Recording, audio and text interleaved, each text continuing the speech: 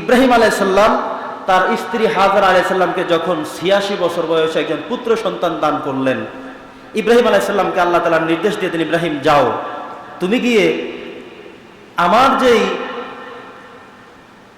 গোলাম আমি তোমাকে দান করেছি, ফাবাশশারনাহু বিগোলামিন হালিম, তোমাকে যে সন্তান আমি দান করেছি, সন্তান এবং তোমার স্ত্রী দুজনকে মরুভূমির মধ্যে রেখে তোমাকে চলে যেতে হবে। সুবহানাল্লাহ পড়েন। তার মানে হলো, মানে কি বিশাল এক পরীক্ষা। প্রত্যেক নবীদেরকে পরীক্ষা দিতে হয়েছে, পরীক্ষার পর পরীক্ষা, পরীক্ষার পর পরীক্ষা। অথচ আমরা একটা পরীক্ষা দিতে পারি না। একটা পরীক্ষা দিতে গেলে ভেঙে যাই। আমার বিপদ কেন, মুসিবত কেন, ব্যবসায় লস কেন, অ্যাক্সিডেন্ট করলাম কেন, জেলে আসলাম কেন, জ্বর হলো কেন, পারি নাই কেন, হবে না কেন, ঠিক কিনা বলেন? অথচ ইব্রাহিম আলাইহিস সালামের একটা পরীক্ষা সবাই জানি। ইসমাইল আলাইহিস সালামকে কোরবানি করতে বললেন, অথচ এত বৃদ্ধ বয়সের সন্তান, দোয়া করতে করতে করতে করতে আল্লাহ যখন সন্তান দিলেন, এবার আল্লাহ বলল জবাই করো। কি পরীক্ষা! এরপরে আরো ভয়ঙ্কর পরীক্ষা। আল্লাহ তাআলা বললেন, তুমি তোমার স্ত্রী এবং এই ইসমাইলকে দুজনকে মরুভূমির মধ্যে রেখে তোমাকে চলে আসতে হবে। সুবহানাল্লাহ। ইব্রাহিম আলাইহিস সালাতু ওয়াস সালাম তার স্ত্রী হাজারা তাকে নিয়ে গেলেন, পুত্র সন্তান ইসমাইলকেও সাথে নিয়ে গেলেন, মরুভূমির মধ্যে রেখে তিনি চলে আসবেন। এবার হাজারা প্রশ্ন করলেন, হে ইব্রাহিম, তুমি যে আমাদেরকে মরুভূমির মধ্যে রেখে চলে যাচ্ছ, অল্প একটু পানি, কয়েকটি খেজুর দিয়ে তুমি চলে যাচ্ছ, তুমি কেন চলে যাচ্ছ, কোথায় চলে যাচ্ছ? তুমি যে চলে যাও আমাদেরকে রেখে কবে আসবে? বলে জানি না। বলে জানো না মানে? এক বোতল পানি, কয়েকটা খেজুর দিয়ে চলে যাচ্ছ, জানো না? কেমন কথা হলো? তুমি যে আমাদেরকে রেখে চলে যাও, সেটা কি তোমার নিজের সিদ্ধান্ত নাকি আল্লাহর সিদ্ধান্ত? বলে সেটা আল্লাহর সিদ্ধান্ত। বলি সুবহানাল্লাহ। কার সিদ্ধান্ত? যেটা আল্লাহর সিদ্ধান্ত। যদি আল্লাহর সিদ্ধান্ত হয় তাহলে আমি মেনে নিলাম, কোনো দুঃখ নাই, আফসোস নাই, টেনশন নাই। যদি তোমার আল্লাহ তাআলা, আমার আল্লাহ তাআলা, আমাদের আল্লাহ তাআলা এই সিদ্ধান্ত দিয়ে থাকেন, তোমার পার্সোনালি ব্যক্তিগত সিদ্ধান্ত না হয়ে থাকে, তাহলে মেনে নিলাম, আমি থেকে যাবো এখানে। ইব্রাহিম আলাইহিস সালাম চলে আসলেন, স্ত্রী সেখানে পড়ে আছেন, ইসমাইল আলাইহিস সালাম পড়ে আছেন, পানি শেষ, খেজুর শেষ, বুকের থেকে দুধ খাওয়াচ্ছেন, দুধও শেষ, এখন দুধ আর আসে না, তৃষ্ণার্ত নিজেও, সন্তানও।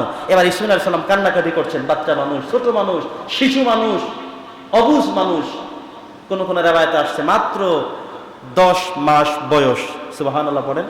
এত ছোট্ট সন্তান এবং স্ত্রীকে রেখে তিনি চলে গেলেন। কোথায় রাখলেন? এই পাশে সাফা পাহাড়, এই পাশে মারওয়া পাহাড়, দুই পাহাড়ের মধ্য জায়গায় রেখে তিনি চলে আসলেন।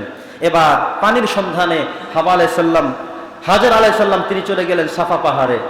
গিয়ে দেখলেন সেখান থেকে কোনো মানুষজন দেখা যায় কিনা, কাউকে ডাকবে, বলবে, পানি চাইবে, কাউকে দেখা যায় না। তিনি এই সাফা থেকে চলে আসলেন মারওয়া পাহাড়ে।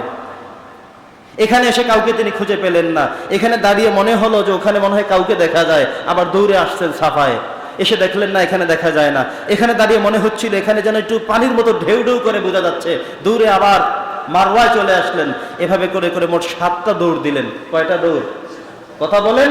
মোট 7টা দৌড় দিলেন সন্তানকে পানি পান করানোর জন্য।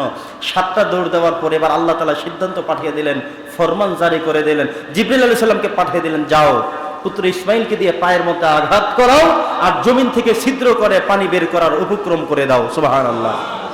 এবার হযরত ইসমাইল আলাইহিস সালাম জোরে জোরে কান্না করলেন, পা দুটি দিয়ে জমিনের মধ্যে ধপধপ এভাবে আঘাত করলেন, নিচের থেকে ফেটে পানি ওঠা শুরু হয়ে গেল। এই যে ইসমাইল আলাইহিস সালামের মা আর ইব্রাহিম আলাইহিস সালামের স্ত্রী হযরত হাজারা 7টা বার যে দৌড় দিলেন, এই 7 বারের দৌড়কে ইতিহাস করে রাখার জন্য মুসলমানদেরকে করণীয় করে আল্লাহ তাআলা জারি করে দিলেন, যতগুলো মানুষ হজ করতে আসবে, উমরা করতে আসবে, সাফা মারওয়ার মাঝে মোট 7টা দৌড় দিতে হবে। বলি সুবহানাল্লাহ। কয়টা দৌড়? 7টা দৌড় দিতে হবে। ইতিহাস জানতে হবে। কেন দৌড় দেব? আল্লাহ তাআলা বুঝিয়েছেন যে ইতিহাস, যে ঐতিহ্য, যে কষ্ট করেছেন নবী ফ্যামিলিরা, তোমাদেরকে সেটা স্মরণ রাখতে হবে, ভুলে গেলে চলবে না। এই জন্যই আমাদের সেখানে থেকে এভাবে করতে হয়। আর ইসমাইল আলাইহিস সালাম পা দিয়ে যে আঘাত করলেন, এই পানিকে এত বরকতময় আল্লাহ তাআলা করে দিলেন, এত পবিত্রময় করে দিলেন। এই পানি যদি কোনো মানুষ পান করে, কোনো দুরারোগ্য থাকলে আল্লাহ তাআলা সেই রোগ থেকে মুক্ত করে দেন। নেক আশা নিয়ে পূর্ণ পান করলে আল্লাহ তাআলা সেটাকে পূর্ণ করে দেওয়ার ঘোষণা রয়েছে। সুবহানাল্লাহ পড়েন। কারণ ইব্রাহিম আলাইহিস সালামের স্মৃতি যেগুলো, সেগুলো আল্লাহ তাআলা আমাদের জন্য মাকামে ইব্রাহিম বানিয়ে দিয়েছেন, মাকামে ইব্রাহিম মুসাল্লা বানিয়ে দিয়েছেন। তার স্ত্রী হাজারা 7 বার দৌড় দিলেন সাফা মারওয়ায়, সেটাকে হাজী সাহেবদের জন্যও দৌড়ানোকে ওয়াজিব করে দিলেন। পুত্র ইসমাইল পায়ে আঘাত করেছেন, সেই পানি উঠে গেল। এবার হযরতে হাজেরা দৌড়ে আসলেন, এসে দেখলেন পানি বের হচ্ছে, পানি চতুর্দিকে গড়িয়ে যাচ্ছে, মানে নিচের থেকে পানি বের হচ্ছে। উনি চতুর্দিকে বান দিলেন, ব্যাট দিলেন, ঘেরাও করলেন এবং পানিকে বললেন, উনি সুরিয়ানি ভাষায় ইব্রাহিম আলাইহিস সালাম, ইসমাইল আলাইহিস সালাম, তার ইব্রাহিম আলাইহিস সালামের স্ত্রী হাজারা, ওনারা সবাই ছিলেন সুরিয়ানি ভাষায় কথা বলতেন। কোন ভাষায়? আরবি তারা বুঝতেন না, পারতেন না, বলতেন না। সুরিয়ানি ভাষায় তিনি বললেন ঝমঝম, মানে থাম থাম। বুঝতে পারছেন? পানিকে বললেন এই পানি থাম। পানি যেভাবে ফিটকে দিয়ে বের হয়ে চতুর্দিকে গড়াচ্ছে, উনি চতুর্দিকে ব্যারিকেড দিয়ে আটকে দিয়ে বললেন যে ঝমঝম, মানে থাম থাম। আল্লাহ তাআলা তার এই মুখের জবানকে এমন করে কবুল করে নিলেন, কিয়ামত পর্যন্ত এই পানির নাম হলো জমজম পানি। সুবহানাল্লাহ। কথা কি বুঝতেছেন? নাম আসছে কোত্থেকে?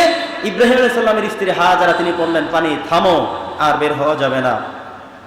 2016 সালের রিপোর্ট থেকে এই পর্যন্ত রিপোর্টগুলো আসছে। 16 সালে হাজী সাহেবদের সংখ্যা ছিল 17 লক্ষ। এরা প্রত্যেকেই গ্যালনে গ্যালনে পানি খেয়েছেন। প্রত্যেকে আসার সময় যার যার বাড়িতে নিয়ে এসেছেন।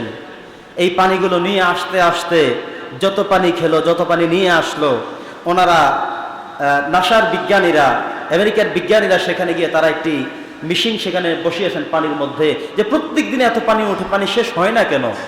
পানি কি শেষ হবে? কথা বলেন, কিসের পানি এটা? বরকতের পানি। এই বরকতের পানি তো কখনো শেষ হতে, কথা বলেন, পারে না। তো সার্বক্ষণিক পানি মানুষ নিচ্ছে, কিন্তু শেষ হয় না কেন? এমনও হয় না যে পানি বেরিয়ে চতুর্দিকে ব্যারিকেড দিয়ে আটকে রাখা লাগছে, সেটাও না। তো পানি বাড়ছেও না, কমছেও না, অবস্থানটা কি? মেশিন লাগিয়ে দেখা হলো, দীর্ঘ 1 বছর রিপোর্ট করা হলো, কমেনি।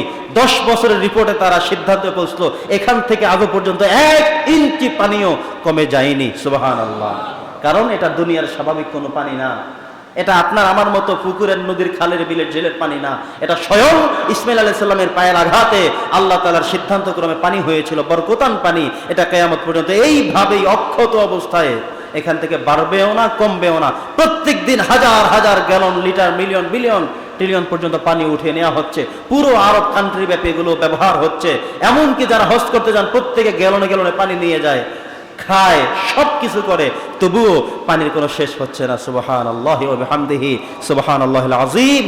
বন্ধুরা আমার, এই ফ্যামিলিকে আল্লাহ তাআলা চিরম্লান করে রাখার জন্য, এদের স্মৃতিগুলোকে মানুষের নখদর্পণে দিয়ে রাখার জন্য এই সবগুলোকে ইতিহাস করে আল্লাহ তাআলা রেখেছেন। সুবহানাল্লাহ পড়েন।